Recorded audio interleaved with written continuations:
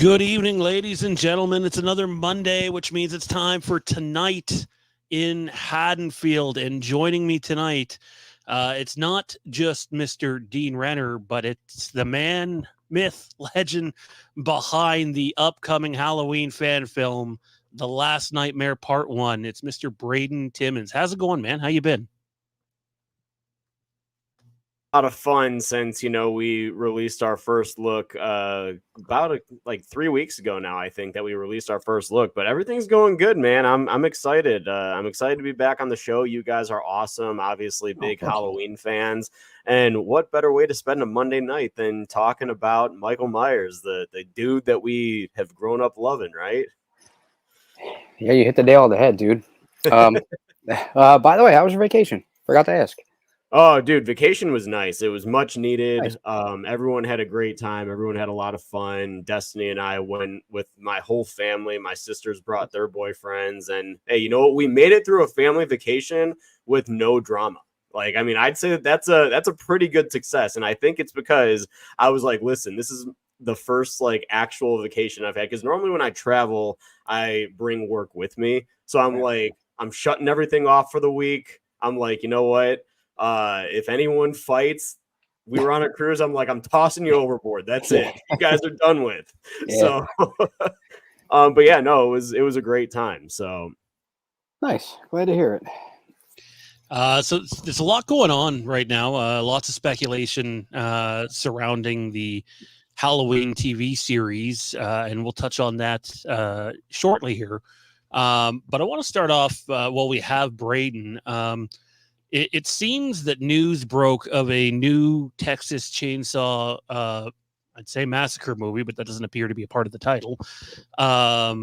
Texas Chainsaw Legacy. I don't know where the report originated from. However, other people have picked up on it since. I heard Jeff Snyder comment on it. It seems like it's very much a real thing.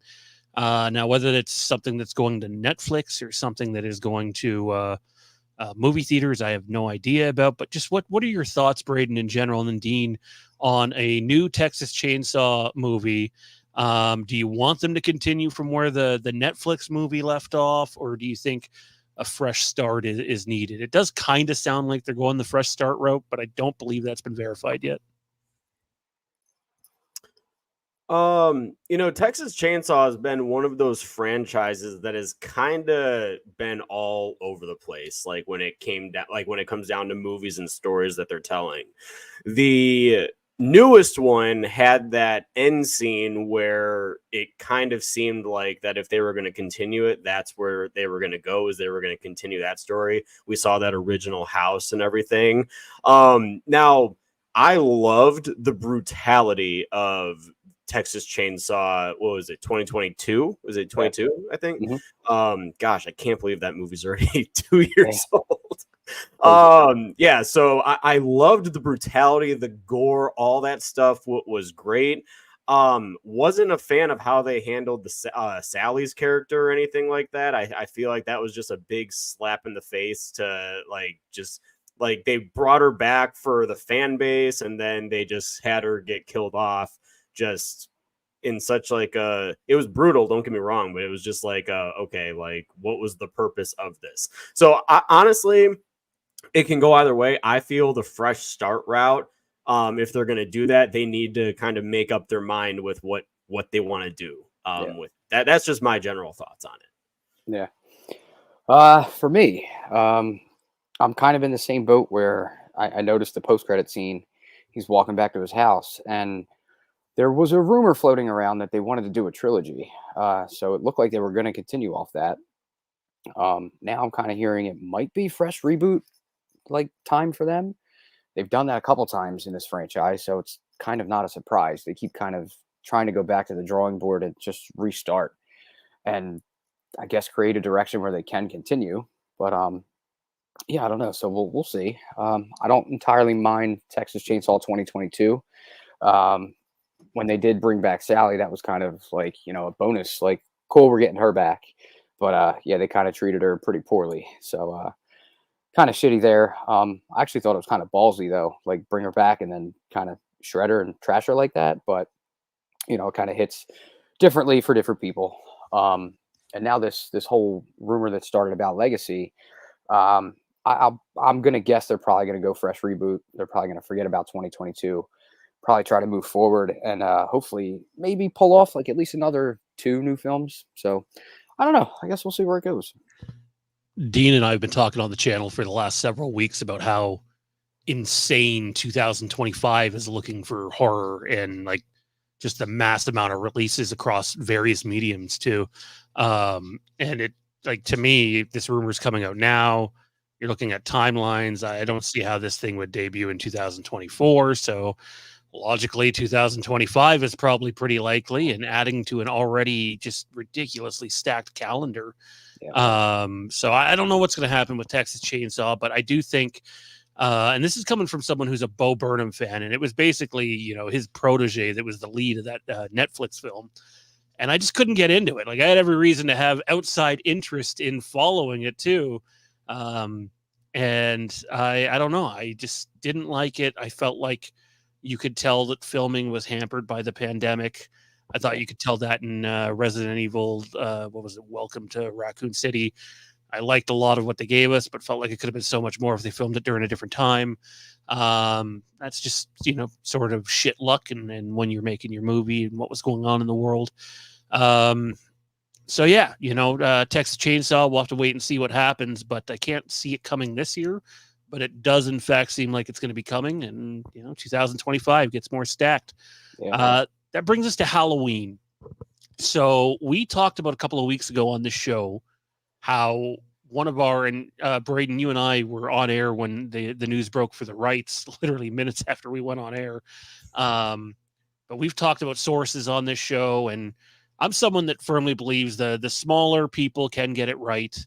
But you should absolutely see where a rumor starts, where a report starts, before, you know, go out and saying it's ironclad true. And I'm prefacing this by saying someone that we got a lot of our Halloween Kills and Halloween Ends information sort of floated this idea out to us, and he said, "Hey, you know, everyone's talking about this Halloween cinematic universe, if you will, this connected universe that they want to do." That's exactly how they worded it in the press release when the rights deal was done. They made reference to wanting to do things on the big screen that tie into the story.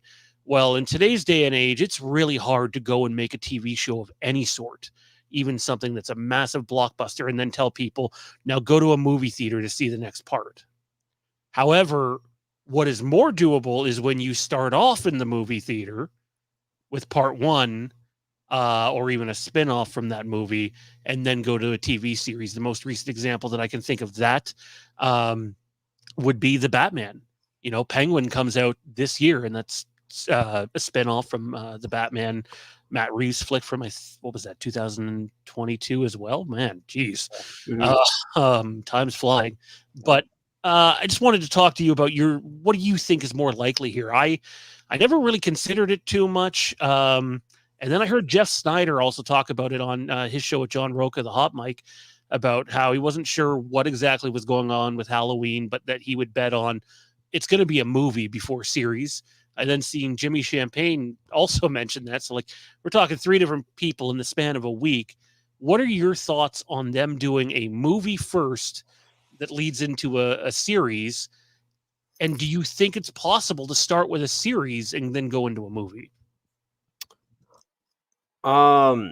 I personally, and I've said this before, the only way they're getting any traction as a TV series right off the bat, I feel like it's got to be if they do the Halloween 3 follow-up. You know, I feel like that would be a good segue for a TV series but then again, that's also a movie that fans can connect with Halloween 3 that would then transition into a TV series.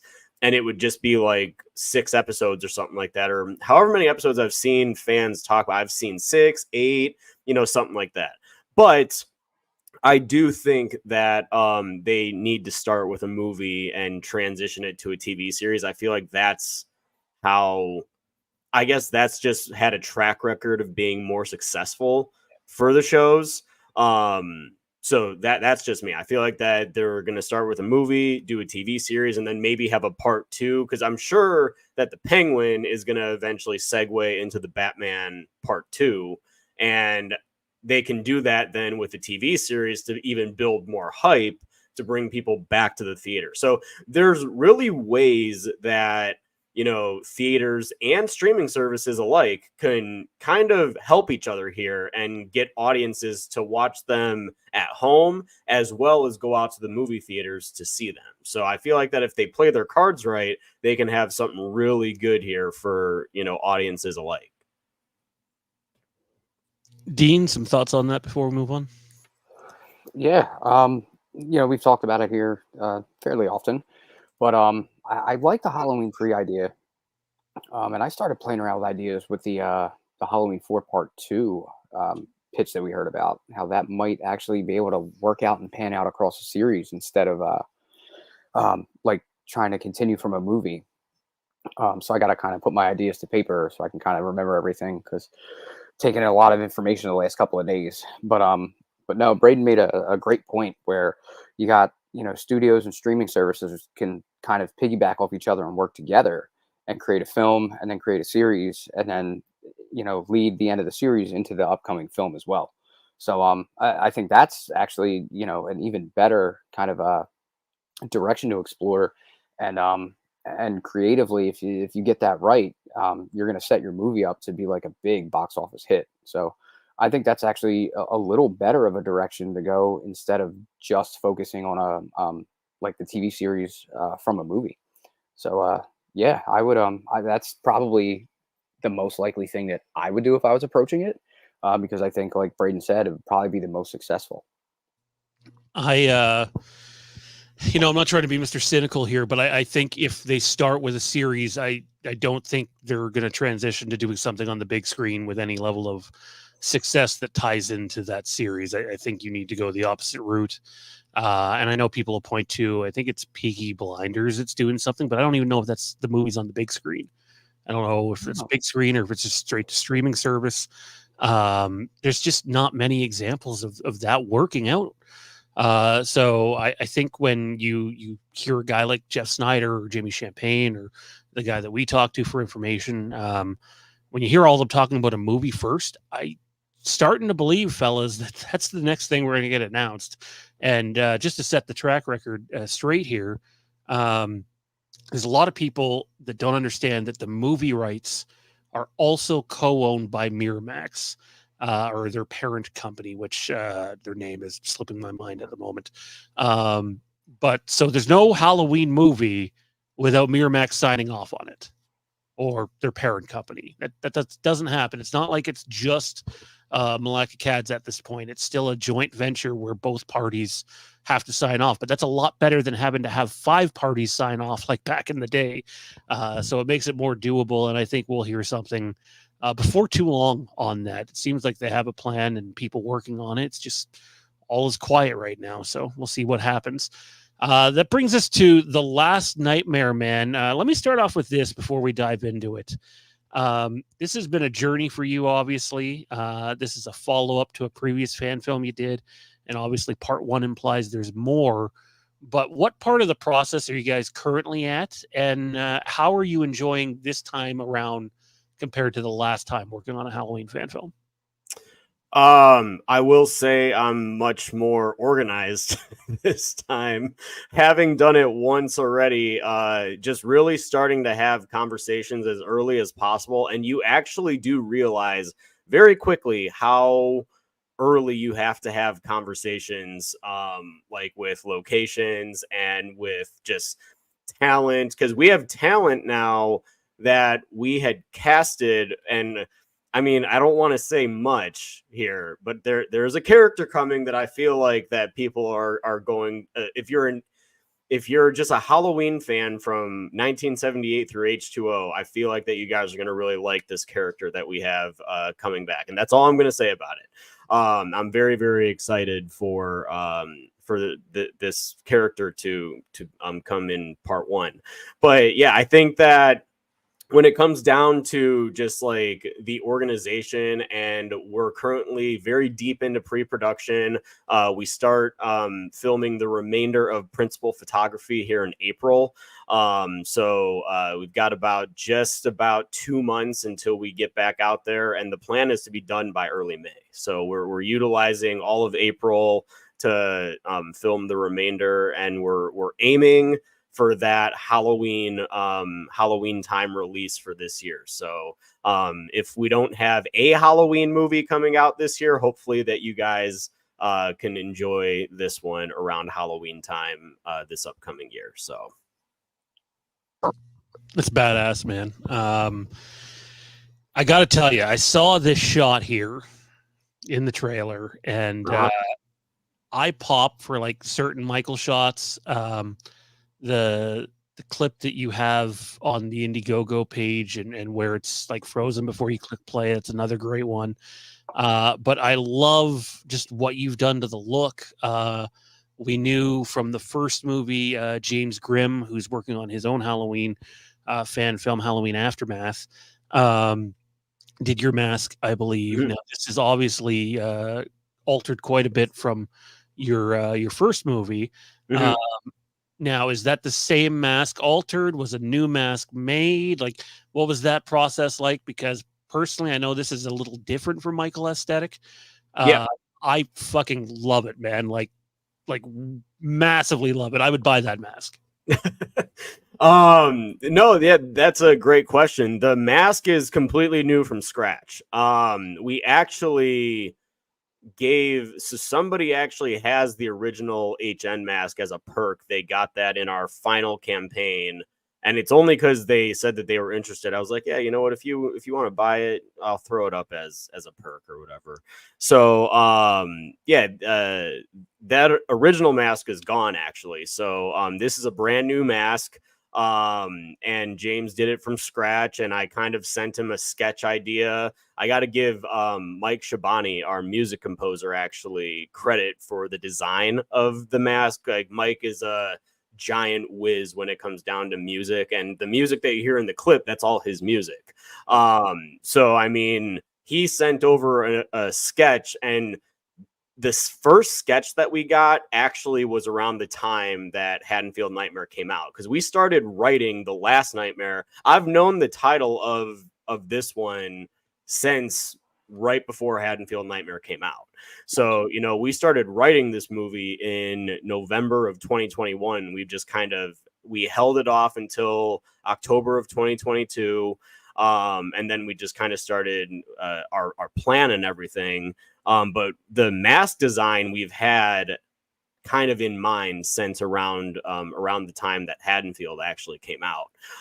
So we knew that his left eye was going to be ripped up a little bit more because of the beating that John gave him at the end with the crowbar and everything. One thing that people have asked me, they're like, well, why does his skin almost looks kind of burnt underneath his mask? And that's just dry blood from like his eyes and his head and everything. I'm like, yeah. So, and that also helps us kind of cover up his eyes a little bit, because the way that I'm looking at part one is in Haddonfield Nightmare, you can see Michael's eyes very much like you could in Halloween H2O. And in H2O, we kind of like, yeah, he's kind of scary in H2O, but also I feel like that he's a little rusty in H2O as well. In Haddonfield Nightmare, he's definitely a little rusty. Part one of this Last Nightmare is him fully immersing back into the shape that we know, which is why in the clip you see him, you know, do his classic tactics, like he can disappear like that, and just appear again, like right in front of the car, like you see in the clip. So yeah, I'm very excited for people to see what we have in store here for this movie, because, you know, I think that if you're a fan of Michael Myers, then this is Michael's movie. That's just all I'm gonna say. So, Dean, do you got anything for Braden? Yeah, no, I saw the clip. You know, the first little tease is looking great so far. Mask design, you guys kind of aced it. I like when something progresses in continuity, you know, and pays attention to detail. you have the details of, you know, the eye being ripped open from the crowbar beating. And then the idea to keep all the dry blood underneath to kind of hide his eyes is that's really smart, really great choice there. So I'm looking forward to seeing it, and you know, more teases that come out, and I'm probably going to get on that right there, and maybe try to pick up some perks, or at least you know, donate to your guys' campaign and help out a little bit. Now you have a limited number of Blu-rays left. I seen today. What's that number, right, Braden? Yeah, we currently, let me see if I can pull it up here. We currently have we have 41 Blu-rays left as of right now. So 9 of those have gone. However, we do have the limited edition black case edition, which will be signed. We're going to have that signed by The Shape, by myself. I'm going to get John Tate to sign it as well. So yeah, this is a limited edition black cover. The case will be signed and everything like that. So it's definitely one that is going a little bit quicker, because I think 4 of those have gone already, and there's 15 of those available. So Wow. Yeah, that's in my wheelhouse right there. I got to get my hands on some of those. So to this point in the campaign, which is still pretty early on, would you say you guys are past your expectations? I saw you posting something about that the other day. yeah, we were sitting only at 12% this morning. We had a really good day here today. I mean, I saw some people get some Blu-rays. Someone actually just bought the Get Killed by Myers perk, which is the most prestigious perk that you can get. I've been having a conversation with him. I was having a conversation with him earlier in the afternoon and just kind of telling him what his role would entail. And I mean, he got really excited and ended up getting on it. So we're excited to welcome this individual here on set. And I mean, it's gonna be a really good time. I think anyone that gets this perk, we try to make it as prestigious as possible for them. We want to give them a full night on set. Honestly, some of them, we had one guy get this perk in one of our earlier campaigns, and he's going to be on set for like 3 nights. So I mean, it depends on the intensity of the role and the scene that we're trying to shoot. So I mean, but yeah, we really do try to take care of the individuals. Like, we give them that full VIP experience, you know, as to this is what we're doing. We want to make sure that they're taken care of, because they're one of our big backers, you know, to donate this amount of money to just come be a part of our project. That means not only a lot to us, but I hope that they walk away from here and they get a really good experience out of it from being on set, and to fall victim to Michael Myers. So, you know. Is there an end date for production? Like, is there a chance that you might have to at this point extend where your current shooting schedule is? No, everything right now is sitting real pretty. As of right now, we are currently just kind of narrowing down shots and all that. Our director of photography is currently storyboarding and everything, so you know, he's hard at work. And yeah, we're sitting real nice right now to be wrapped up completely by the end of April. And again, just another thing, like, obviously we've ran a couple campaigns on this, and we've had to narrow down what we've done with our budget. And like, I'm not someone that's just going to be like, okay, we didn't hit our goal, well, it's not coming or whatnot. We're like, no, we're going to be smart with our money and see what we can do to get this out. And so that's where the idea of 2 parts came from, is because we're like, okay, if we raise this much more money, we can have a really good stopping point right here in our script, because it's the same script. It's not like, oh, this is part 1 and a part 2 is being written. No, part 2 is already written, because it's the same script. We just kind of sliced it right down the middle and said, okay, we're going to do, like, this movie is probably, Haddonfield Nightmare was 1 hour and 20 minutes, which is pretty long for a fan film. This movie is probably going to clock in right around like 50-ish minutes. So it'll be almost 1 hour. And then part 2 is going to be the shorter part. It'll probably be about 40 minutes or something like that. So, and then we do plan on, when we're done with both parts, having a full Nightmare cut come out. So it'll be like it'll be The Last Nightmare in one full piece as to how we initially intended it. Maybe with a few additional scenes, we may do an extended cut. It'll depend on the scenes that we get that may get cut. So yeah, we'll see what happens. All right, man. Well, we appreciate you taking the time today to come out and join us. We know you got a jet. Where can everybody find what's going on with the project other than Indiegogo? We have posted the link in the chat. Everybody definitely check that out. Where can everybody find you at, and what else do you got going on right now?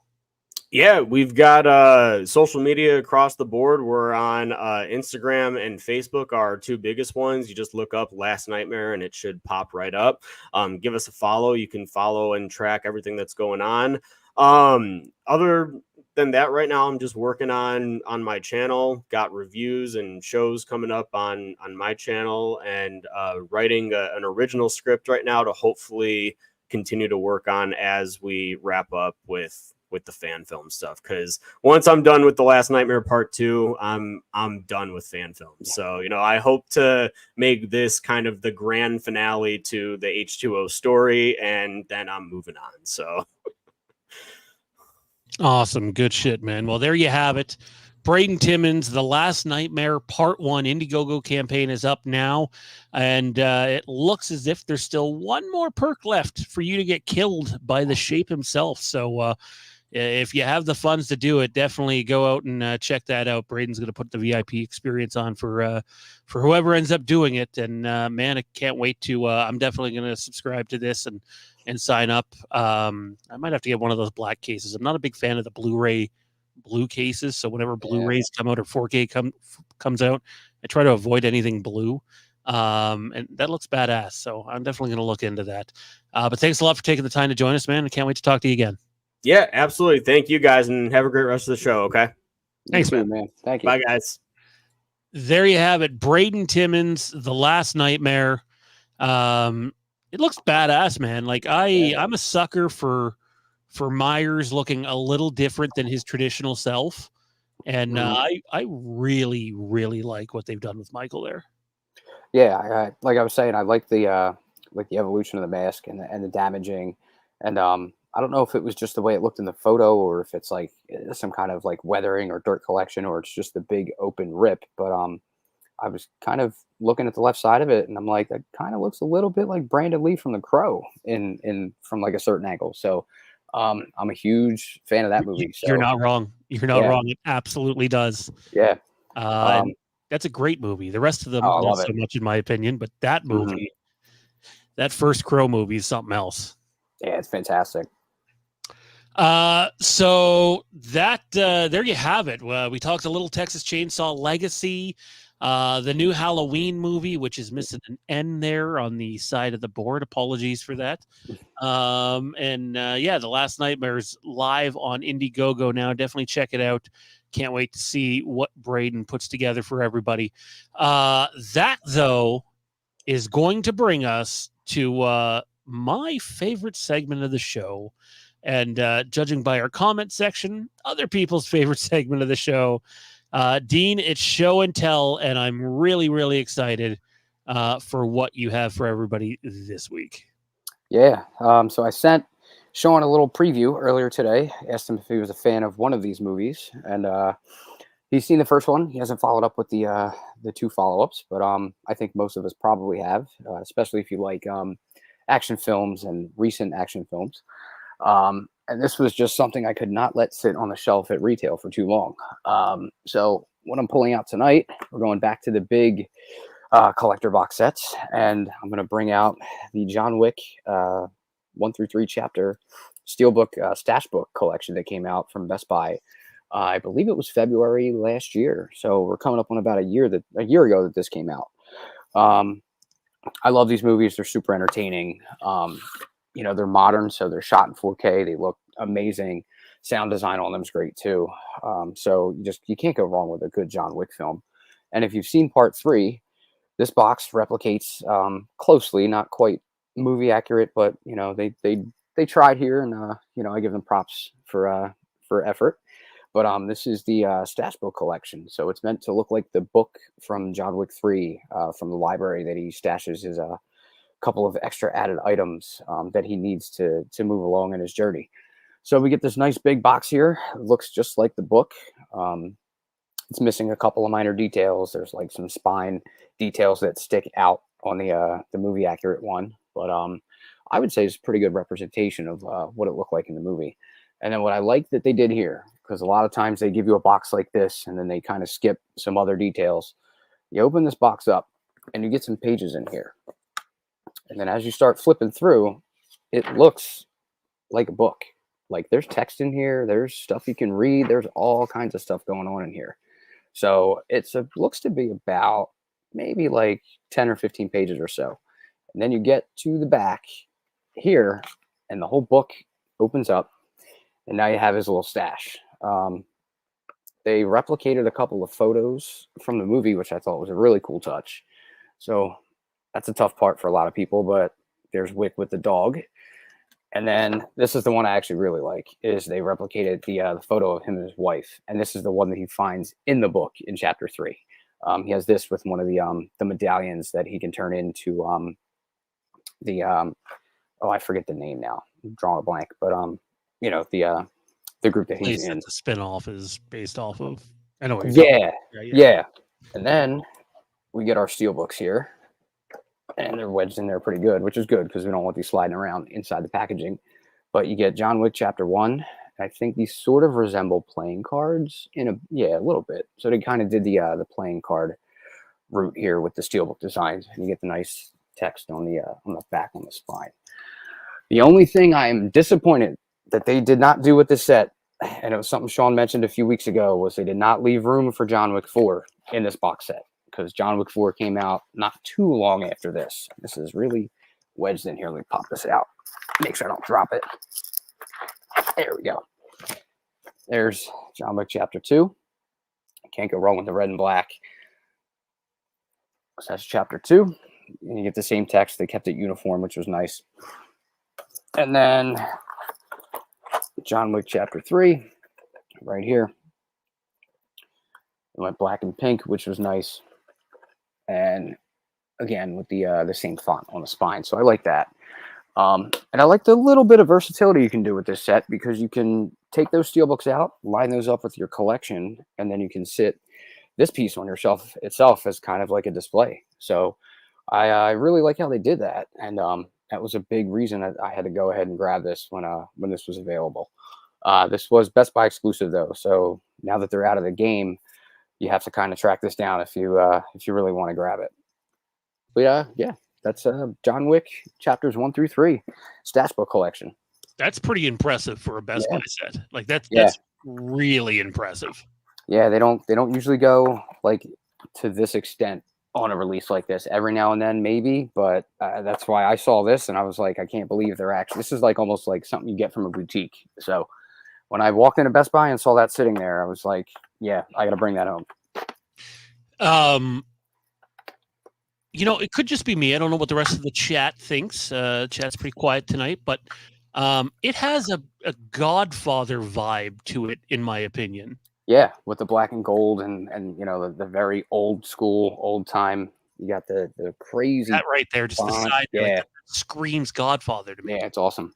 And it's funny you mentioned that, because I actually have something very, very nice for the 50th anniversary of Godfather. So that might be a feature. Yeah, a feature on a future show and tell.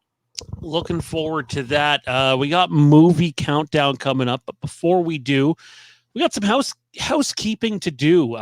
Things have been starting to get revamped around here at Fandom Empire. Things are getting to a more stable area, I guess is how I would put it.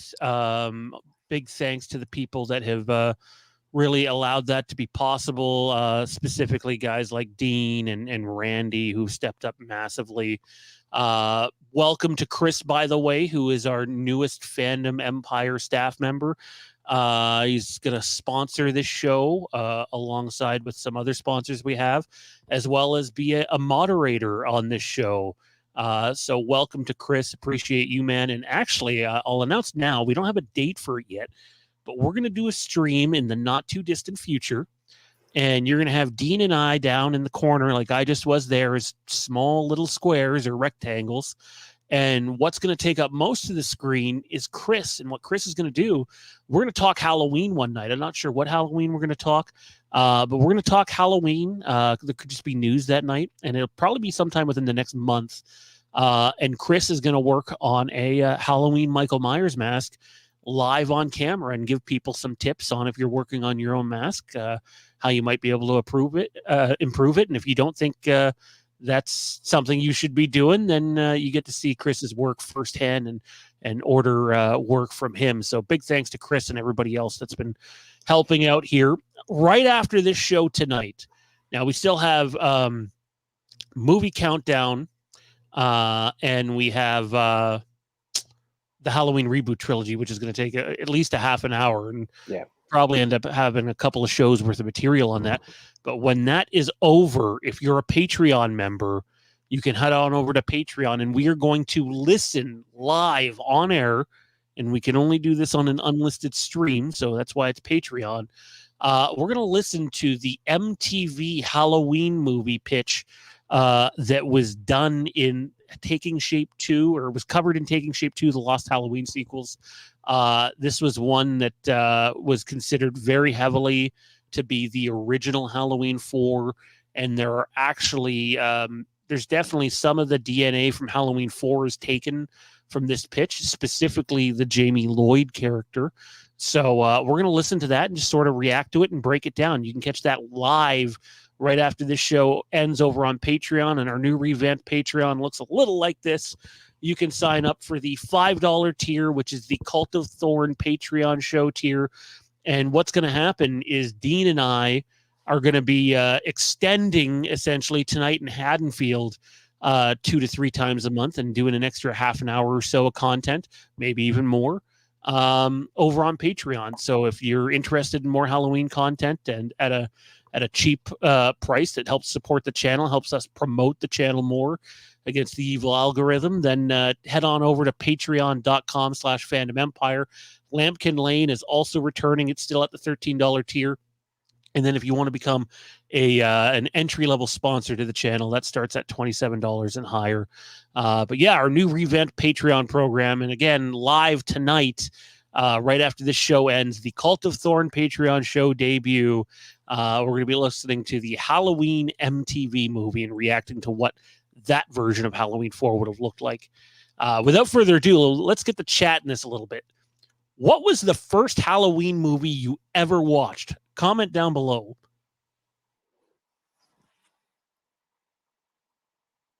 As I hack up a lung. Apologies. Dean, how about you? What was the first Halloween movie you watched? Now, the first one I seen in entirety was the first movie. But the first Halloween movie I ever seen anything of was Halloween H2O. Oh, wow. I was away on some family trip, and they had pay-per-view. Not that I put it on, but basically I started watching it from the point where Laurie heads back in to go after Michael alone. And I seen that until the end. And that was the first portion of any Halloween movie I had ever seen. And then in terms of a full movie, I did the 1, 2, 4 on my first night. Oh, okay. Yeah. For me, it's still 78, but I was probably, I don't know, 5, 6, maybe 7 years old. And they were basically network TV specials, close to Halloween time. So I was very young, and even seeing it on TV, it definitely stuck with me all these years. But Michael Myers terrified me, scared the shit out of me as a child. I'm talking like nightmares for weeks and months at a time sometimes. So for me, it's 78. And it was a TV version, so it wasn't until I got older that I went back and kind of revisited it. And I think from there, I kind of went almost in sequence, but I way back then, I was skipping Halloween 3 for whatever reason. And then it's tucked away with my DVD collection, but at some point, I bought Halloween 4 on VHS. So I have one of the old CBS Fox versions of the Halloween 4 VHS floating around still. So yeah, I kind of went the route of, I saw 78 really young. And then as I got a little older, it kind of led into the rest of them, going from 2 to 4 and into 5. And then as I got older, I want to say either H2O or Rob Zombie's Halloween were probably one of the first ones I saw like in theater. So yeah, I started pretty young with this franchise. Nothing wrong with that. John, Kurt Loder is Michael Myers. Yeah, I don't know if you're signed up for Patreon or not, John, but definitely, I'd encourage everybody to check it out. We wanted to put the Cult of Thorn show at a lower price point. And you might be asking yourself, by the way, let me just pull this graphic up once more. What's the difference between the Cult of Thorn show and the Lampkin Lane show? The Lampkin Lane show is going to remain exactly what it always was when we were covering the David Gordon Green trilogy. If we hear a rumor that's not heavily covered somewhere, or once filming begins on any of these things, it becomes easier to obtain information. That's information that we will share over on Lampkin Lane before we share anywhere else. The Cult of Thorn show is definitely going to be something that we just dive into random Halloween lore, and we have so much of it provided to us from the Taking Shape novels by Dustin McNeil that it's a good bet we'll be covering a good chunk of content and just reacting to some of the stories over there with each and every one of you that wants to join us. So again, patreon.com/fandom empire. And speaking of the Lost Halloween sequels, Taking Shape 2, and one of the individuals anyway that made them, we are very, very lucky this week that we're doing 2 shows instead of one, as I struggle to find the thumbnail here. 2 shows instead of one.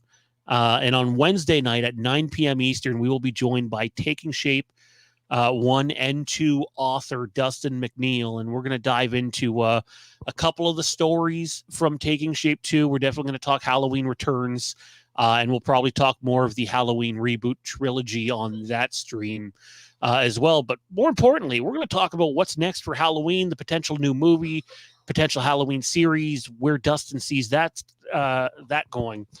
So be on the lookout for that 9 p.m. Eastern on the channel.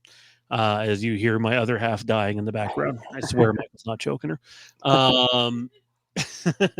Anyways, without further ado, though, that's going to bring us to Movie Countdown. Dean, what are we working with this week in terms of Movie Countdown, man? All right. So I flip-flopped a little bit from last week. We covered horror first, and then I got into show and tell. Which was different. So I'm taking that and we are going to reverse that. So we covered show and tell and we did action and we covered John Wick. So let's take it back to horror. This movie, I forget the year it came out, but it's fairly recent, early to mid 2000s. This is a great mix of like horror and then courtroom drama. And if anybody likes, demonic possession and a little bit of courtroom drama, I think this one's for you. If you haven't seen it, The Exorcism of Emily Rose. I can't sing this movie up, more, for a demonic possession movie in modern times. We see a lot of the same tropes in, your current demonic possession movies. And this movie, I think, took an amazing approach with, mixing horror with another genre that you typically wouldn't do with it. And the effect, I think, is phenomenal. First time I saw it, I was hooked, from the opening credits and the opening of the movie all the way through the end. Very well written and well developed story, and you get this great, like I said, combination of a horror and a courtroom drama. So it starts out. It's about Emily Rose, who's a young girl. She's about 18 or so. Graduates high school and she's going off to college. She's from a very small town. Her family's very deeply religious. So this is her first time leaving home. She lives in, like I said, a very small town, and she's going off to school for the first time. So it's something that she's not used to. So it's a different experience for both the family and her. And she heads off to school, and she just starts getting taunted and preyed upon by this demonic entity. And we see the progression of that throughout the movie. And they try to send her to doctors. They try to figure it out medically. And, they're putting her on medications and things aren't working and strange things keep happening. It intensifies throughout, the whole possession, to the point where it becomes so bad when she's away that she comes back home. And when she comes back home, the family, they call upon their priest to come and kind of take over the situation and try to figure out what's going on. And it leads to, the church getting involved, and then, they sign off on an exorcism for this girl. And we see the whole exorcism eventually plays out. They do a great job of splitting this movie, half Emily's story and then half of what unfolds in court, involving the priest of the exorcism. So they call upon him to come in and start looking into things, and whether or not they have to do an exorcism. They make that decision. Unfortunately, she meets her demise from the exorcism attempt, and that puts the priest on trial. So he goes on trial, and he's now, fighting to stay out of prison because he's being accused of being a cause of death for Emily. And the trial, just the way the trial plays out, between his side and the defense, or the defense and the other side. I can't remember the name of what they call it, but the whole battle in court just kind of plays out. They bring in witnesses, and they really dive into what happened and how they should have approached it medically, and whether it was, truly something to do with demonic possession or not.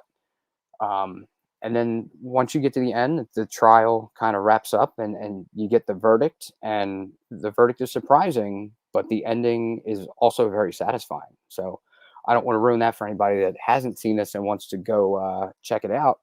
But that's going to wrap up Movie Countdown with The Exorcism of Emily Rose. This is killing me because it's not the movie that I was thinking of, like, at all, the way that you describe it. And yet, I don't know if there's another Emily Rose movie that takes a different, if there's a Haunting of Emily Rose, or there's a movie like that. Yeah. That I saw where that life event I was telling you about today happened. Yeah.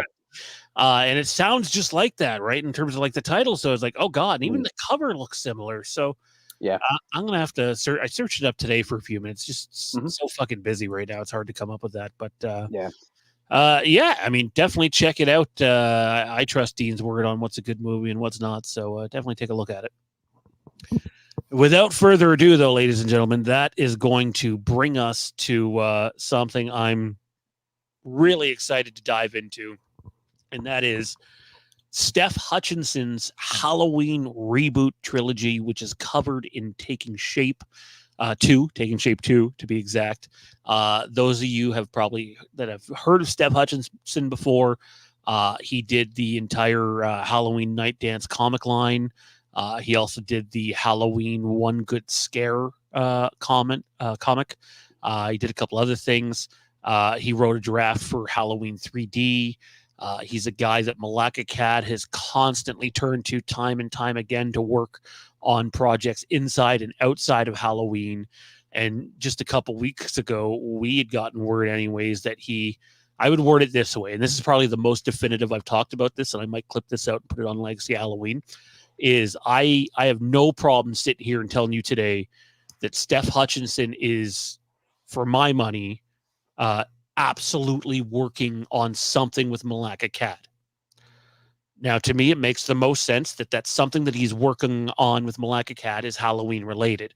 The question is it more Halloween literature, or is he one of the individuals involved with this Halloween movie / TV series? And as we know, post writer's strike, you have to have a writer's room when you're doing a series now. I can't think of a better candidate. The fact that we know he's working on something with Malaka Cat, more than likely Halloween related, does make me believe and even think that Malak would, definitely welcome his insight. And if anything, when you're reading Taking Shape or listening to Taking Shape 2, you learned that basically everything Steph did, Malaka Cat loved. It was other studios involved that got in the way of him pursuing on-screen work. So this isn't really like a throw it against the wall and hope it sticks situation. Steph Hutchinson is a name that if you haven't brushed up on yet, you should brush up on, and we're going to take some time and do that today. And it starts off with the Halloween reboot trilogy, a trilogy that was proposed to Maleka Cad by Steph. There's no script for this. It was a very heavily detailed story treatment for the first movie, which it's the holding title was Rise of the Boogeyman. Excuse me. That was like placeholder title. This is post Rob Zombie's Halloween 2, so they didn't know if they were going to continue on from that or go the reboot phase. And the way that I would define this is a Halloween project that takes legacy characters that you're familiar with and uses them so that there's some level of familiarity, at least to names. But what they do with those characters is not what you see in, say, Halloween 1978 or even other Halloween movies. And you find that out very quickly. I also think another way I would look at this trilogy as it's a little bit of a Loomis trilogy, in my opinion. I think when you're looking at, if you had to define one focus character outside of the Boogeyman, because he's really not like, yeah, he's Michael Myers, but he is never referred to as Michael Myers in this. But for all intended purposes, he is Michael Myers. He is the Boogeyman. In this one, definitely the essence of evil. It's not just a straight up slasher. He doesn't go for, hey, here's 3 new Halloween slashers. I dare say this is very Mike Flanagan-esque at times, and definitely more of like a psychological horror, but still very graphic. And they just go down a very different route. Dean has a bunch of notes. I don't have notes, but I've now listened to this thing twice in the last couple of weeks. Dean has a bunch of notes, and we're going to address basically everything we can off them. But I'm going to pass it over to Dean first. And just, what did you think, man? Because I know how you felt about Dr. Sleep, the director's cut. I know you weren't the biggest fan of it. So I was sitting here going, I'm just going to be blunt, guys. I fucking love this reboot trilogy. But there's a reason for it. It's not just, oh, well, that's a great idea, and that's why I love it.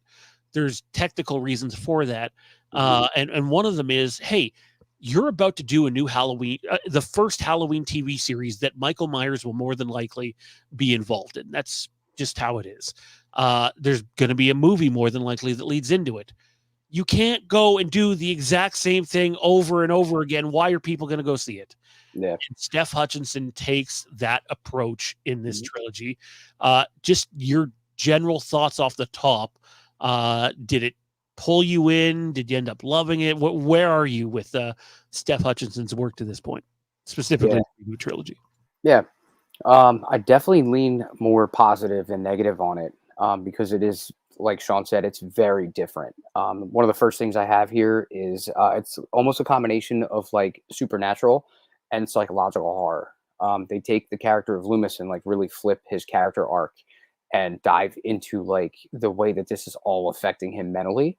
And they take it in a very strange direction and introduce some elements that they're very supernatural. And in a weird way, they make it work like really well.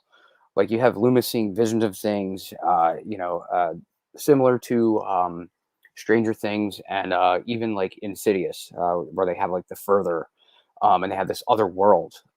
They dive into like a big aspect of that, which is a driving force of like the whole trilogy.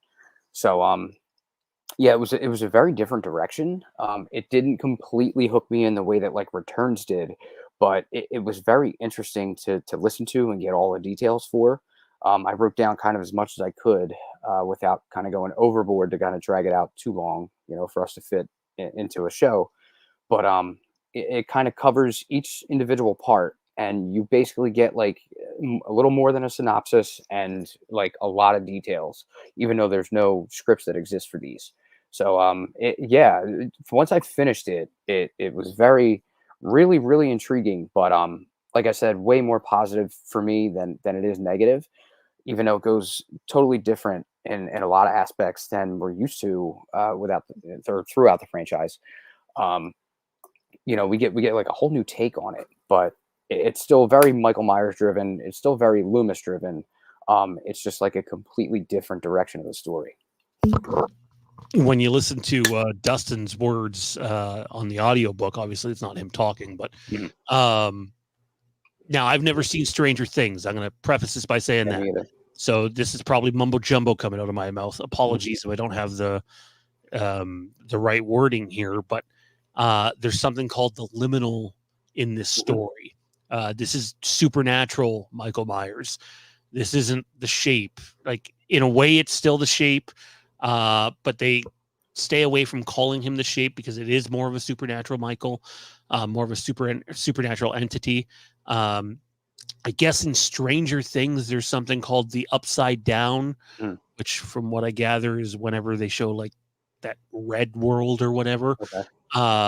And in this, there's a bit of a, an upside down. It's called the liminal, although they said if it would have made it to screen, that they wouldn't have had like an actual name for it like that. Right. But and it's described as almost like this woods area. To me, when they're explaining it, it sounds like a version of purgatory. The dimension between the world of the living and the world of the dead.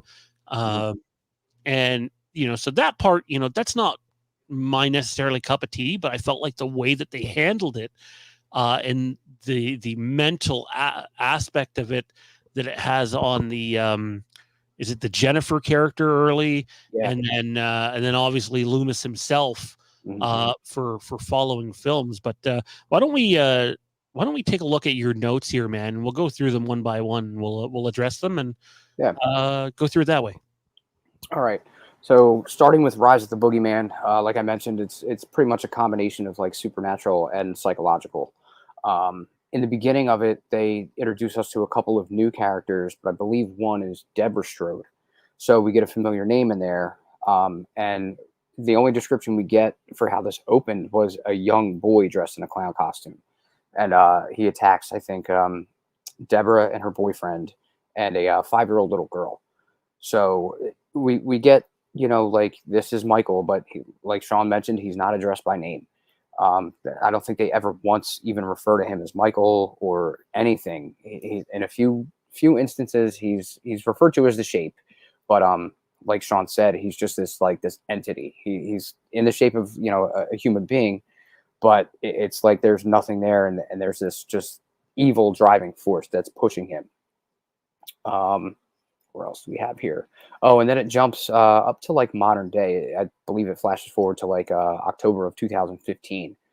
And they remove Loomis's character arc as his doctor, and he's just like a townsperson. And he's taking a job at Smith's Grove. And Smith's Grove is in Russellville. It's not in Haddonfield. And like I said, he's not the doctor in this. So it's a different take on that. And then I think the first encounter he even has with like young Michael it's in Smith's Grove, and Michael's in his room, and he goes into the room for something and drops a lighter, and Michael eventually uses that lighter and starts fire, and that's how he escapes. And then it kind of takes off from there. So it was a good take, I think, on the escape sequence, with Loomis making that mistake by dropping that lighter in there, and then it gets used as something as an element for Michael to get out of Smith's Grove. Love the way, even though we're not looking at the words on the page, love the way that it's written, simply because tell me that you haven't been out somewhere and you're fumbling in your pockets of your jacket or your jeans or whatever. It's like, oh shit, where are my car keys? Or oh shit, where's my wallet? And Loomis has that moment, and it's written just like that. Right. Where it's like he's getting ready to pay, or he's getting ready to reach for his lighter after buying some smokes. Yeah. It's like, wait a second, and then it all starts to click to him, like, oh shit. It's also I'll mention this.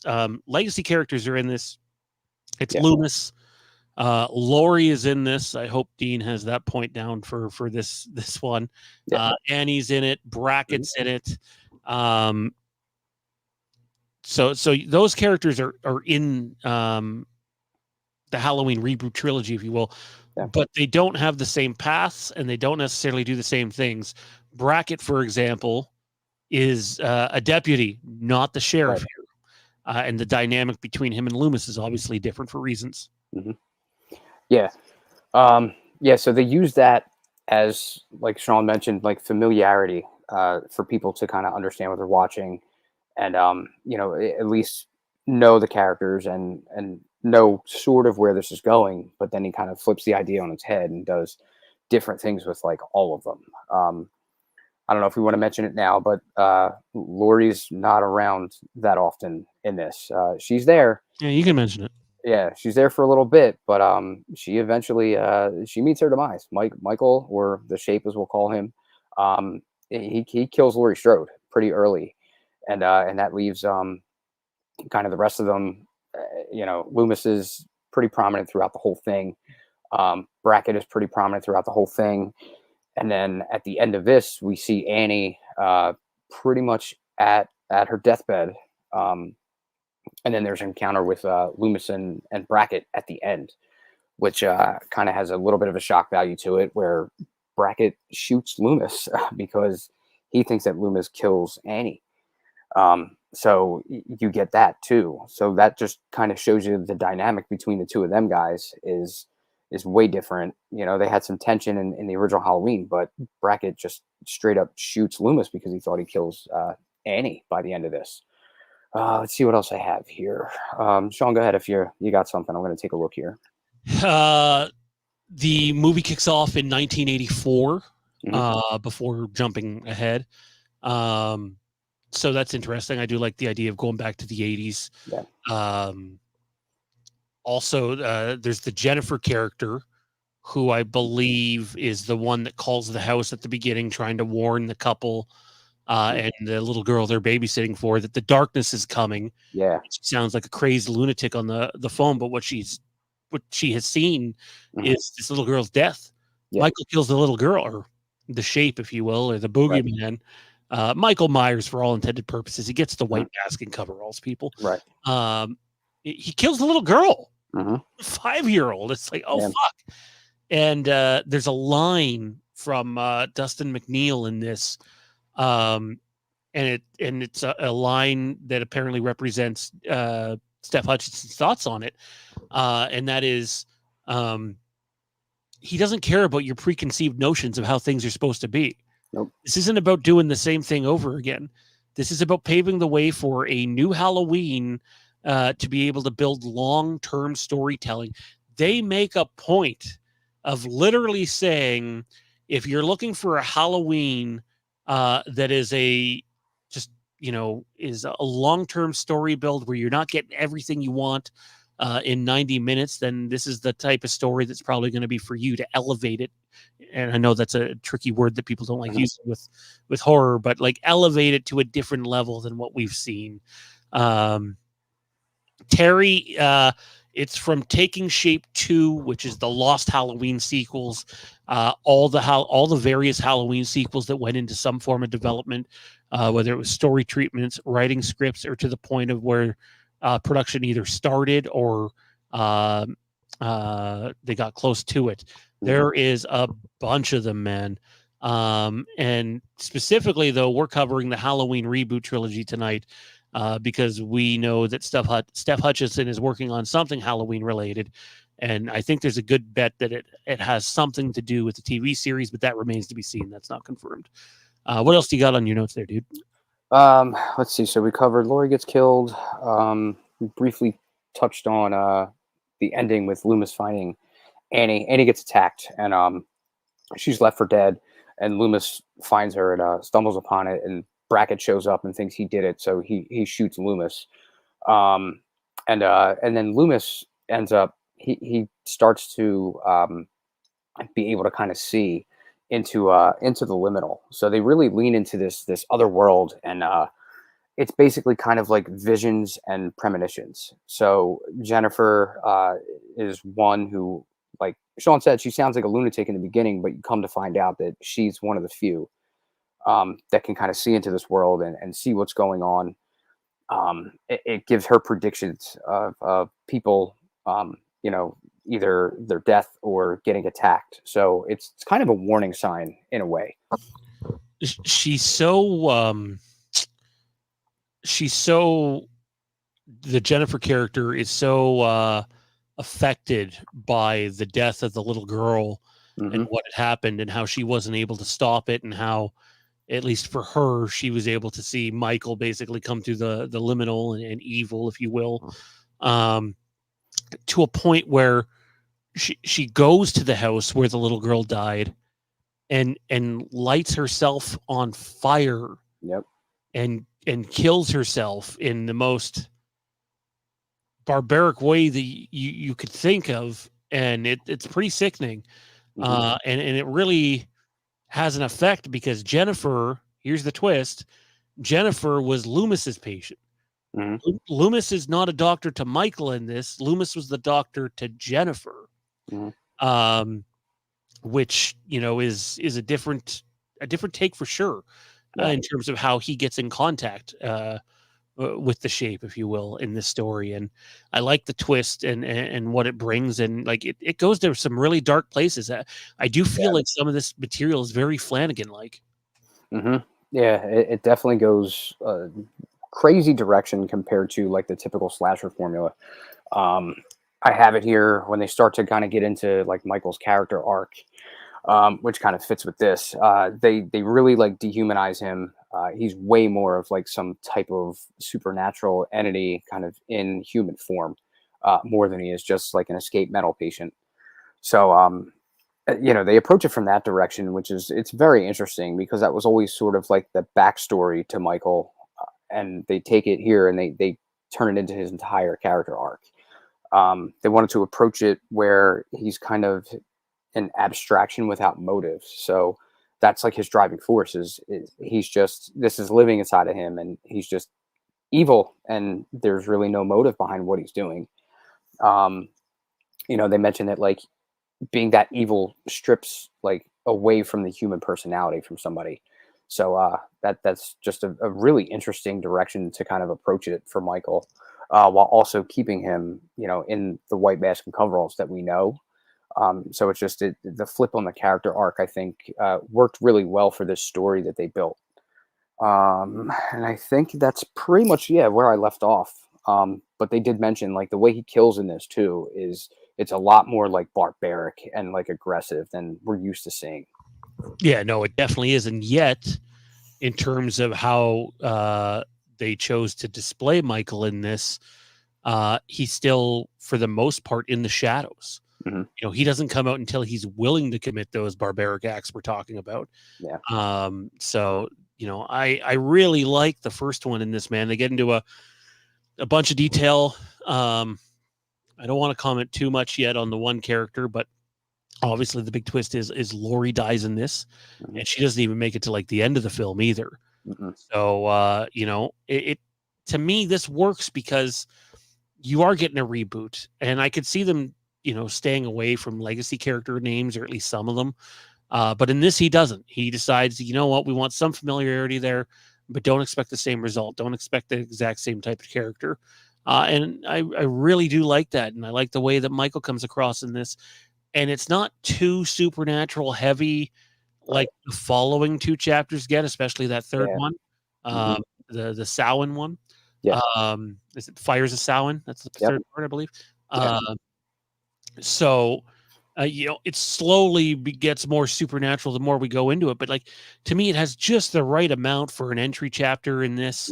And to me, I really strongly encourage everybody out there to, if you're going to pick up Taking Shape 2, you can do the audiobook, you can do the physical form, but either flip the pages to the Halloween reboot trilogy, or you know, click on the play icon for it. And while listening to this, think about the Halloween series in development. Think about how it can't be the same thing.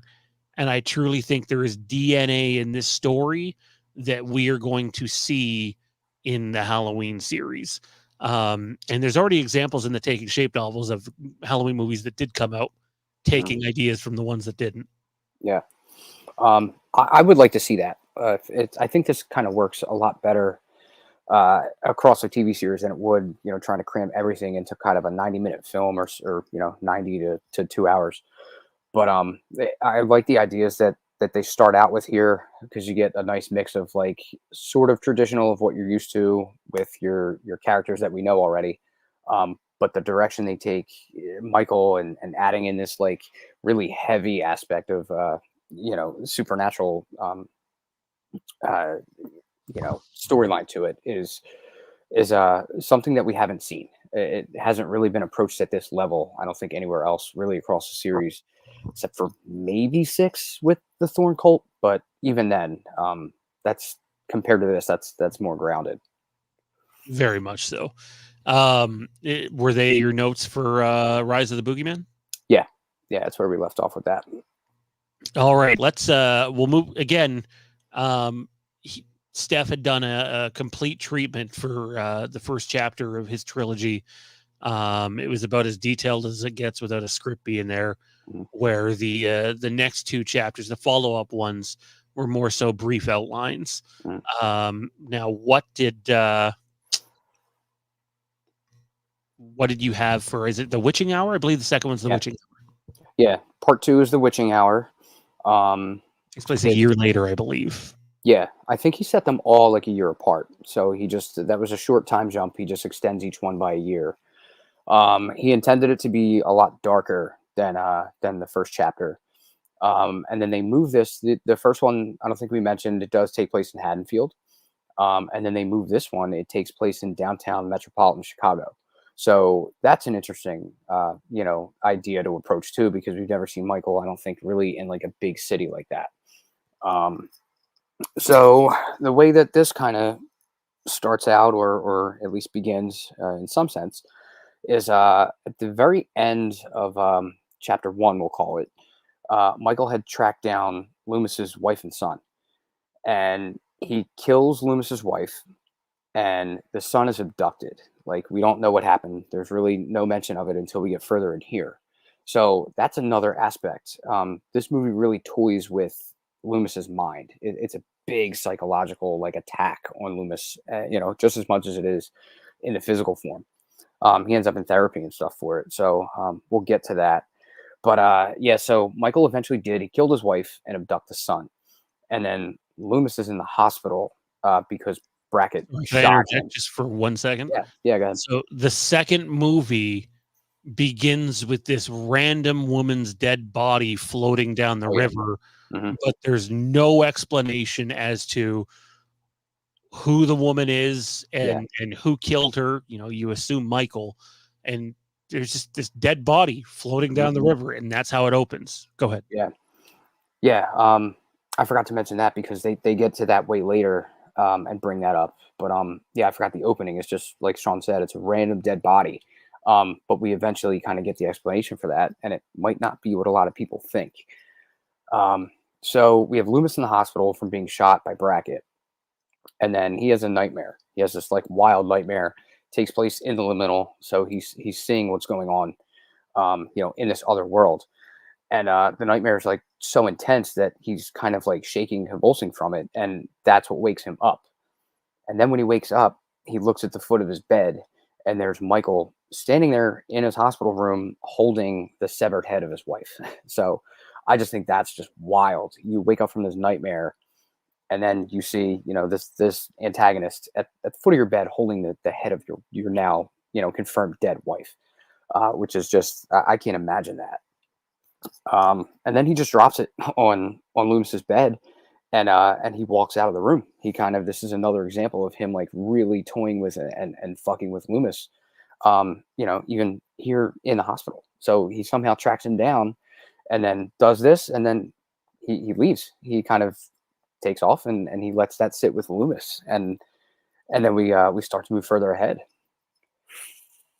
Yeah, psychological warfare, basically. It's it's weird because Loomis has this fucking horrific nightmare of his family, possibly dying, and then to get jolted awake and realize, oh, it was just a nightmare, but oh shit, no, there's Michael at the foot of my bed holding my wife's severed head in his hand.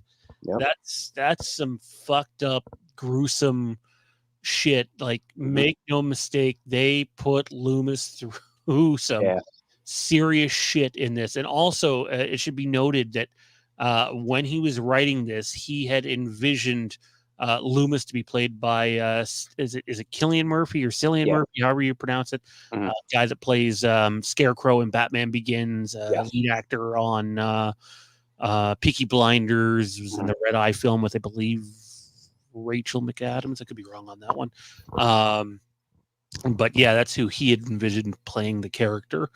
What else do you got in terms of the events in The Witching Hour? Obviously, there's the big twist at the end, Mhm. but what do you have before then? So I think from what it sounds like, it sounds like that opening that we just described kind of takes place shortly after the events of the first one, because that's when we jump a year ahead. Once we get there, we jump ahead another year later. Um, so Loomis is going through these visions, seeing his wife's death and his son's abduction. Um, like I mentioned earlier, he's kind of flipped from doctor to patient in this. So you get that role reversal, which is an interesting take on his character, to the point where he's seeing a therapist about it. So even at one point, he's leaving a therapy session and sees Michael in the hallway, and he starts to chase after him, and he runs into an office, and now he finds a dead body of one of the therapist's tenants from in the building, and then he finds this small hole in the wall, and come to find out, Michael has been making his way into the building while Loomis is going through these therapy sessions, and he's been watching and listening, and now he knows every deep dark secret, all of his biggest fears, and now he really knows how to get into Loomis's head even more. um so I can only imagine like the shock value of finally seeing that, and then that sets in. And obviously, during this, Michael is also killing others during the story. Mhm. Um, there's this, and Dean, you can add to it if I'm jumping ahead here. But there's this moment where Loomis is like continuing to see into the liminal, if you will, and Loomis had already assumed that his son was dead, not just abducted, and sure enough, he gets the realization while looking into this world between worlds, if you will, or purgatory, or similar to the Upside Down, I guess, in Stranger Things, is he sees sort of like this demonic, twisted, deceased version of his son, and then sees how it actually happened and how he died. And I forget what the twist is, but somehow, other than just the hole in the wall, Mhm. it's determined that his doctor is kind of, well, not on his side. Let's just say that. Yeah.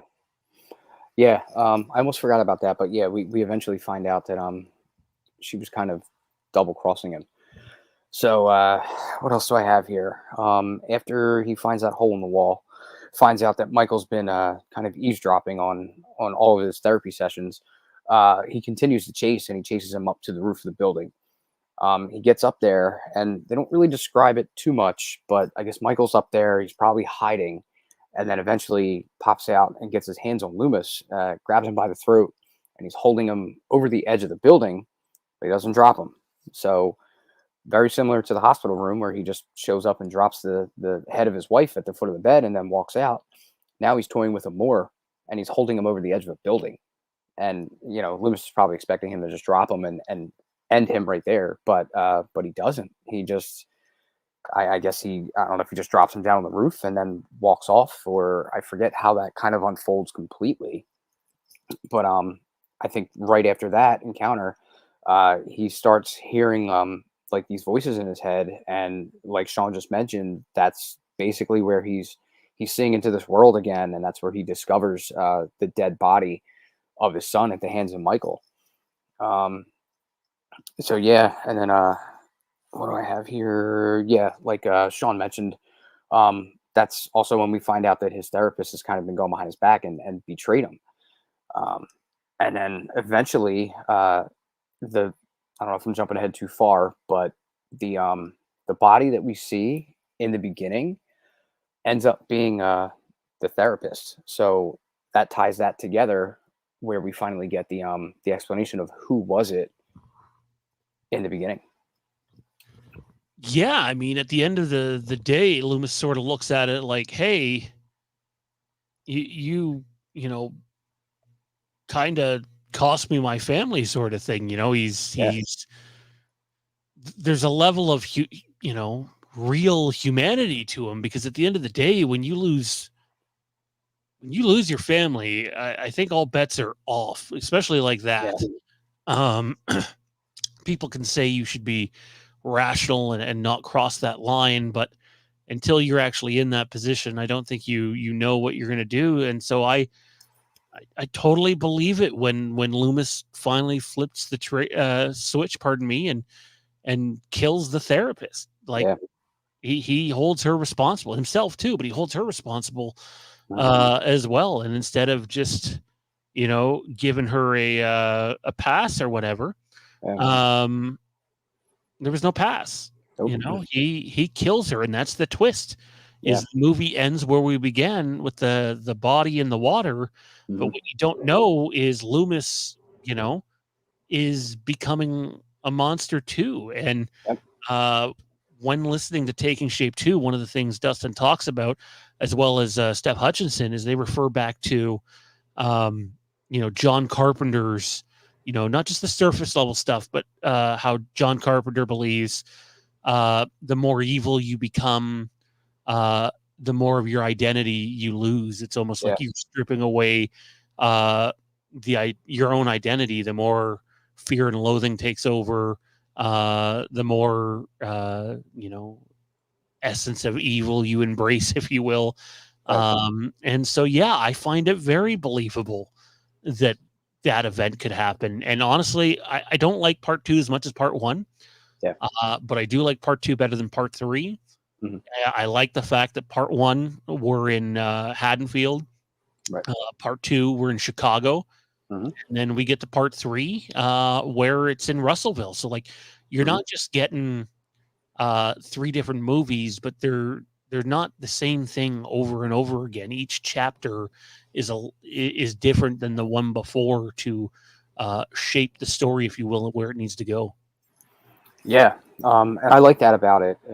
They kind of take each chapter, sort of make it its own, while also kind of tying it all together, and then they set it all in 3 different locations. So you also get 2 familiar locations that we've heard about or been to in the franchise, and then you get downtown Chicago, which has just never been done. So I like the fact that they kind of went that direction and decided to, hey, we're not only giving you this different take on the entire story, and we're going way more supernatural with it, but you get it in 3 different locations too. Which brings us to part 3, which is the Fires of Samhain, which again, there's not a ton on. It's a brief outline, but what did you end up taking down for the notes of this? This is where I feel like they go full supernatural, but at the same time, you briefly touch on this purgatory place, the liminal, if you will, in the first movie. It becomes more there in the second movie. It makes sense for the third movie to sort of spill over into full-on supernatural territory. Yeah. So they take this to Russellville. It says it marks the 3rd time in the trilogy that they finally changed the location. So that's what I just mentioned. Boogeyman was in suburban Haddonfield, Witching Hour took place in Chicago, and now here we are in Russellville. So it turns out that Russellville is where Loomis grew up. So he's now, we're going back to like his old stomping grounds and his familiar area, if you will. And then this had to be in your wheelhouse, Sean, because they said when this opened, they did a montage very similar to Halloween 4. So this was going to open very much like Halloween 4, where you get the montage and they're showing you all of the rural area and what it looks like. And it's mentioned that this was like Steph Hutchinson's vision of what Russellville would have looked like. Yeah, I mean, I think it's one of the best openings to a Halloween movie ever. Yeah. It's an opening that finds a way to make the exposition not feel like it's too much. And I'm referring to Halloween 4. But yeah, I just like the fact we're getting 3 different settings. We get the nostalgia in Haddonfield in the first one. We get Michael in the big city in the second one, and then we go visit Russellville in the finale. I think there's a formula there that works that I hope whoever's doing the new film is considering, or film and series. Yeah, it's a good direction to go. It's some change, but it's not too out of the box. So I think it's a welcome change if they kind of go that direction. So we'll get back into this here. This opens up on October 27th, 1 year after the previous installment. And it opens in the home of Deborah Strode, who we briefly mentioned earlier. And we find out that, something's happening or going on in her house. And then the police protection that she had outside, they're dead. They're done. And then she is burned alive. Michael finds her, killed all of her police protection, and then made his way in the house, and he burns her alive. So we're now seeing more of that, like, just ruthless aggression from Michael in the way that he's killing people. No, absolutely. And then I think it jumps ahead about 4 days later, and it shows us Loomis living in Russellville. It's where he grew up, but he's now like a fugitive of the law because he killed the therapist before. So he goes back to Russellville because he kind of wants to better understand his past. And he kind of hopes that going back and understanding more of that will also help him track down the Shape. So I thought that was a pretty interesting take to bring him back to Russellville to kind of wrap this thing up. But, now we're going back to the past and to see if that's going to help him finally move along and finally track down Michael. Yeah, John says he doesn't know if he likes it or not, but it's intriguing. It's different is what it is, right? Yeah. Like it's not too different that you can't tell that it's Halloween, but it also dives in more like, hey, we're talking about a movie that's titled The Fires of Samhain. Yeah. So we're talking rich Halloween lore. No, we're not talking about the comics. We're talking about the Halloween reboot trilogy that Steph Hutchinson had made a pitch for with Malaka Cad that they were considering post Rob Zombie's Halloween 2. What did you think about the army of Michaels? Now, obviously, there's only one real Michael, but this liminal, if you will, this purgatory is spilling over into the real world. Yeah. And Loomis can't seem to find a way to stop it, and others can't seem to find a way to stop it. And we're talking, like, I envision, like, oh my God, what are those Blumhouse movies that they've done like 9 of them of? Frigate. It's the day where you can go around killing people. I can't. The Purge. The Purge. So Yeah. that's how this read to me. Only it's a group of Michaels, only one real one, but because of the purgatory has spilled over into our world, all of a sudden there's an army of Michaels going around killing people. But at the end of the day, the power source is with the real Michael. How did you feel about that? I figured, we're diving into the Samhain stuff and just how crazy it can get. I was willing to accept that given the direction of the story. I don't think it works in any other Halloween movie except for maybe Halloween 3. But for this one, I was okay with it. It's not necessarily the direction I would have went, but I was okay with it because of also how it ends, though, too. And they don't necessarily have to kill every fake Michael, if you will. Right. Yeah.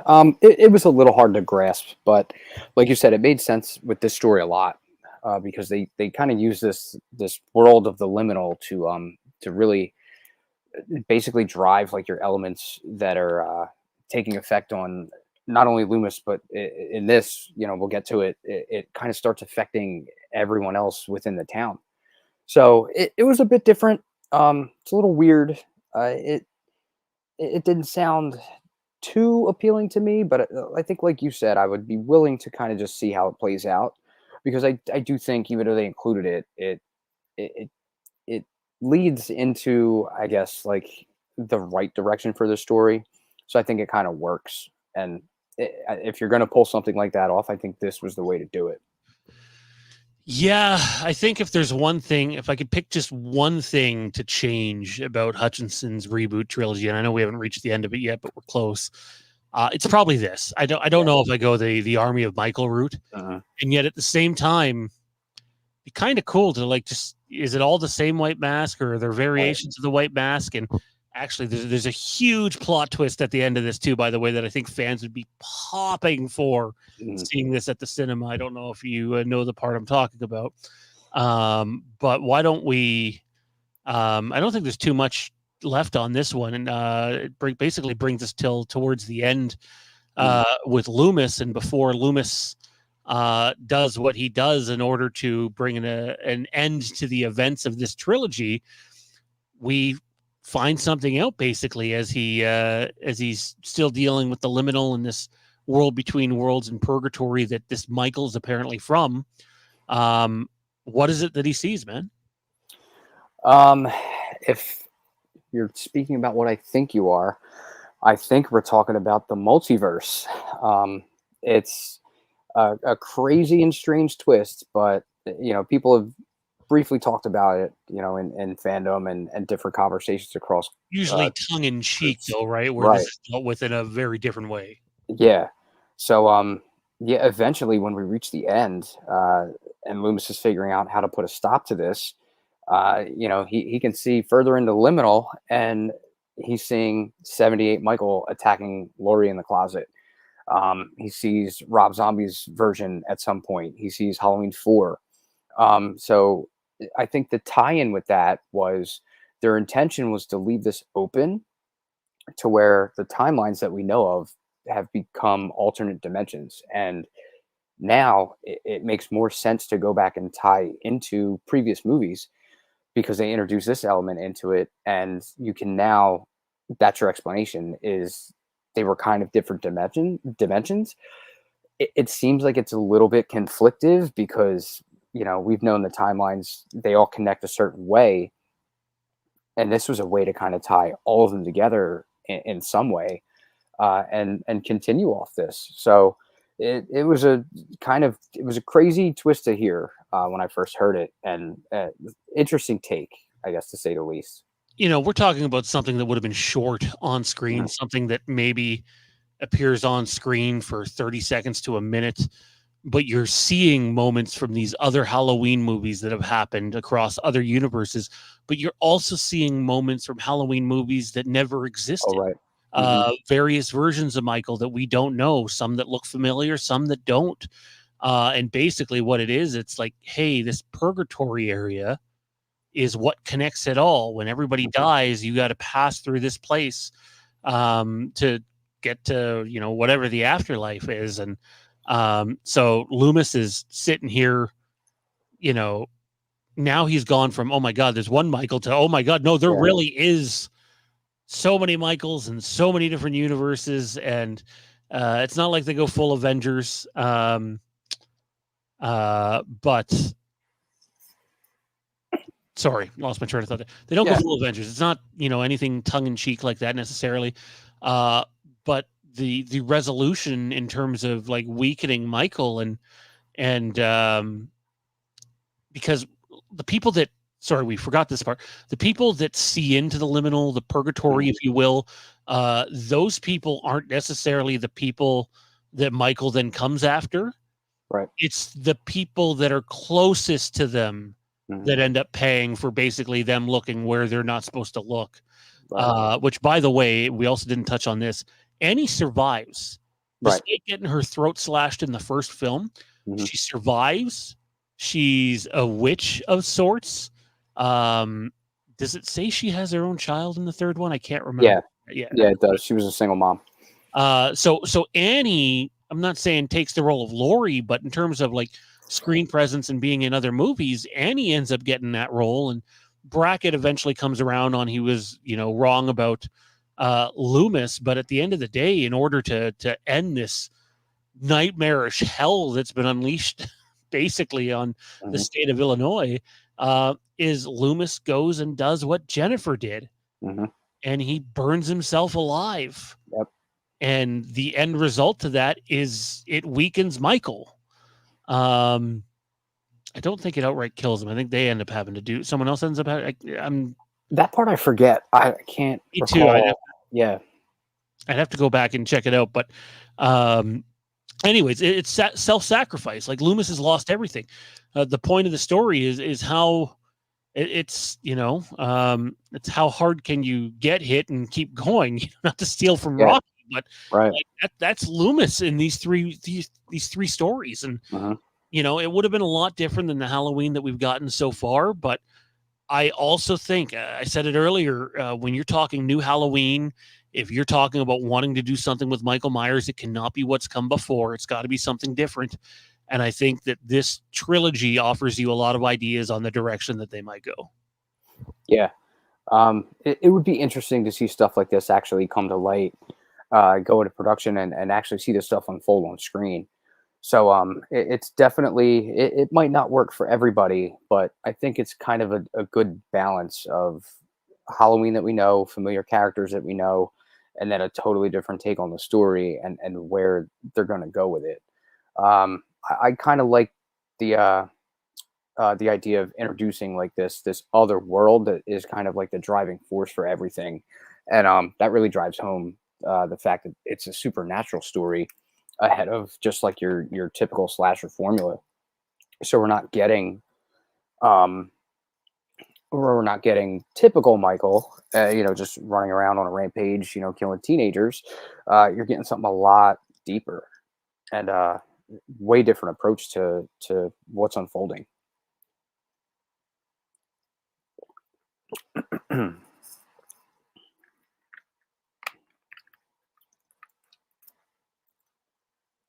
Apologies, guys. Just had to check Mhm.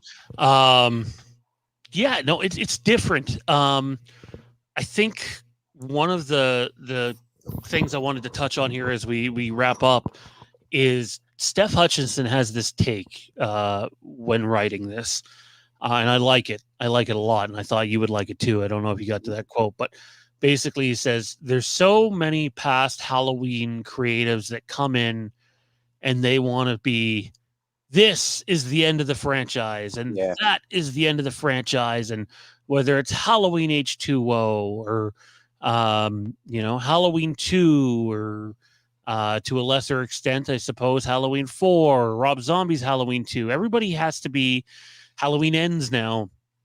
We gotta put an end to the franchise, and it's going to be my movie that does it. And this isn't to take shots at Halloween Ends fans or anything like that, but it became very clear that, at least to me, given the productions of the previous movies, that was kind of David Gordon Green and company's thing with Halloween Ends as well. They wanted to be the one to end Michael Myers, Mhm. um, and end the story. And Steph Hutchinson comes out and says, "Hey, we're not trying to end anything here. Mm-mm. This is just one story. At the end of the story, they didn't kill all the Michaels in all the other dimensions. Right. There's a bunch of other dimensions that you can now go to and explore stories with Michael Myers if you wanted to go and do a sequel to a past Halloween movie." Mhm. His feeling on it is when you come in and you try to put an end to a franchise that is clearly ongoing, that people are still clearly trying to make money off of, and that they're going to turn around and do more, you are essentially devaluing the franchise and putting your own ego before the creative needs. And I listened to that and immediately thought about you and how you feel about Halloween Ends, and to an Right. extent how I feel about Halloween Ends as well.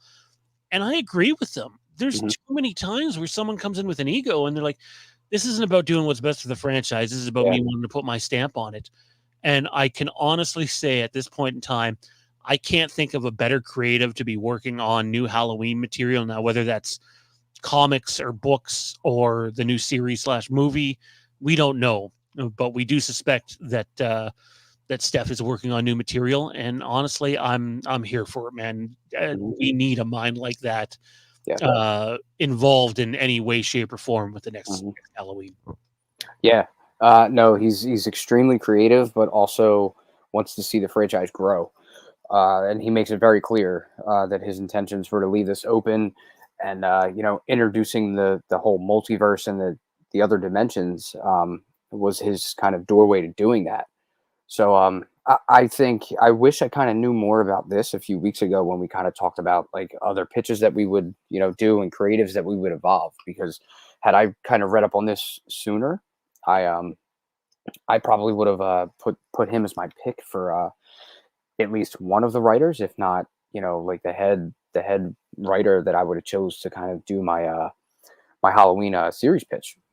It's also important to note here that like this is a guy that Malika Cad2 has turned to a bunch for various Halloween things, and every single thing they cover in Taking Shape that he's involved with.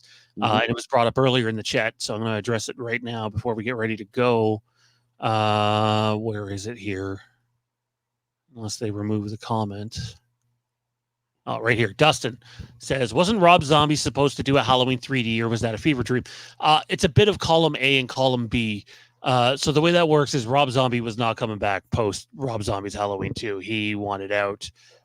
There was creative differences on a Halloween project. And what had happened is the Weinsteins were still involved with it. And this had been happening dating back to Halloween 6, where you would have the Cads would want to go one direction, the Weinsteins would want to go another direction, and it would just blow up project after project after project. Take a look at where most of these lost sequels originate from, and a lot of it is in that time period. And basically, they weren't working together. You had the Cads pursuing their own thing, and you had the Weinsteins pursuing their own thing. The Weinsteins brought Halloween 3D to the table. It was a big kick then. They wanted to do the whole 3D thing. And they were working with Farmer and Lucier, the guys from My Bloody Valentine 3D, on Halloween 3D. Ultimately, that ended up getting their proposal didn't go forward, and Steph Hutchinson stepped in and took a stab at it. And Steph Hutchinson's version was received extremely well by the Acads. They wanted to go forward with it. And we're going to touch on Halloween 3D. I don't know if it'll be next week, but it'll be in the next couple of weeks. And it was like they had the potential to possibly go forward. And Steph Hutchinson just said, you know what, the whole 3D thing doesn't work for me. I don't want to craft a story that relies too much on 3D. And it was him that backed out, despite getting rave reviews on not just his reboot trilogy, but Halloween 3D. He's the mind behind Halloween Night Dance, One Good Scare, and other Halloween comics as well. In fact, here's a fun little fact. In terms of just single creatives, not named a CAD, so we're not talking executives, creatives involved in Halloween projects, no one has had their hands in more Halloween projects than Steph Hutchinson. That's a fact, and a little known fact too. So again, he's my candidate definitely to come in here and put his stamp on the franchise. I guess I'm a little worried it might just be in literature material, more comics or books. Yeah, I certainly hope he's a part of that writer's room. Yeah, it would be really great to see something of his finally reach a production point and finally play out on screen, because everything I've read from him so far is just, even if it's not totally my wheelhouse, it works. He just finds a creative way to just bring his ideas to life on paper. And I'm in the camp that thinks that it should move forward and we should finally see some of this on screen. No, absolutely. That'd be wonderful. Night Dance is another thing we're going to cover here on the channel, but I think unless you have any more notes you want to address there in general, I think that's going to do it for this episode. Yeah, no, I had some stuff. I actually went pretty in depth on what happens in Fires of Samhain, so I pulled a lot more than I thought. But I mean, we can always kind of come back and revisit it, because if we cover this, we'll probably be here another half hour. Yeah. So this is what we're going to do is. Because we ran late today, we had Braden on early. We're not going to do the Patreon show tonight. We're going to do it Wednesday night, because we know we only have Dustin for anywhere from 45 minutes to an hour. I know Terry purchased Taking Shape 1 and 2 during our live stream. Nice. We're going to have the main author from those two books on here Wednesday. And then after Wednesday's show, we're going to dive into the Halloween MTV movie. But then maybe after Monday's show, we'll also dive into the Fires of Samhain more, since you have a lot more to cover there, and maybe just title it that too. Yeah, that would work. Because I surprisingly, I thought I pulled more from the middle chapter than I did this, and it turns out there's a whole ton more of details to cover. So let's do, I guess, a Patreon on it. Awesome. So there you have it. There's your next content at the coming up on the channel. Lots to come. We're looking forward to everything we got coming, and there's a ton of it. Tomorrow night, if you're a Star Wars fan, we have our Return of the Jedi watch along. Also, while we're here, even though he wasn't involved in Halloween projects, I just want to say condolences to Carl Weathers' family, a true man and legend of cinema who left his mark on the world, and it was very, very sad to hear of Carl's passing. That one definitely hit close to home. Yeah. So definitely thoughts are with his family. Wednesday night, Dustin McNeil joins us, author of Taking Shape 1 and 2. What's next for the Halloween franchise? He gives us an idea where he would like to see it go. We'll talk a little bit about Steph Hutchinson. We're going to dive into Halloween Returns, and we'll also dive into the Halloween reboot trilogy once again with Dustin McNeil this Wednesday. If you want to get your questions in for Dustin, the stream is already up. Go to our channel, find upcoming live streams. You can leave a comment there, and we'll get to them as soon as we can on that show. If you haven't yet, take a moment, like, comment, subscribe, slash that notification bell to keep up to date with all the upcoming content that we have. I saw a bunch of you were fans of the new graphics and the new intro. That's appreciated. I'm not going to lie. I basically said, you know what? Let's go back and copy the intro to the original Halloween movie and change it to our own stuff. And why not? It's got nostalgia there. I liked it. I enjoyed it. Wednesday, after Wednesday's show with Dustin McNeil, you can catch the Cult of Thorn Patreon show, patreon.com/Fandom Empire. That's the $5 tier. Sign up today for Wednesday's show. We'll be live as soon as it goes off air. And we will be talking about the Halloween MTV movie. Not just talking about it. We're going to listen to that portion of the audiobook and react to it. So you'll hear what we hear. And then we'll stop it probably every 10 minutes just to break it down and stuff. And again, what was your first Halloween movie you ever watched? Comment down below and share your thoughts there. And then after Monday's live stream coming up, we will have more on the Fires of Samhain on the Patreon Cult of Thorn show Monday as well. So we have 2 Patreon shows coming up in the span of a week. Check that out. Big thanks to Braden Timmons for joining us. Dean for Show and Tell and Movie Countdown as always, and to all of you that came out tonight and spent some of your night with us. It truly is appreciated. Can't wait for everything we got going on the channel and everything we got coming up. It's going to be a fun time. So also, by the way, SK that you see in the chat, our buddy Sham, he's also a mod at the channel now. So again, we're adding to the family. We're still looking for more mods to come and help out with the Legacy of Halloween group. Turns out it's not so easy to manage a group of 270,000 people in it. It's not too hard for some people to get a little prickly. So if you're interested in that, definitely hit up Dean or myself, and we will get back to you. But Dean, anything you want to plug before we go here? I think that's pretty much it. I have some cool stuff coming in, physical media related, that'll tie into an earlier episode that we did a few months ago, actually. Now at this point, man, time flies. And then I do have the novel for H1, the newer one that's coming out. It's a combination art book and a reprint of the original novel. Got pushed to March, but I feel like that'll be here before we know it. So once that stuff comes in, I'll be happy to share that here. During Show and Tell. Speaking of which, purchase that I'm probably going to make pretty soon here. I didn't even know it existed.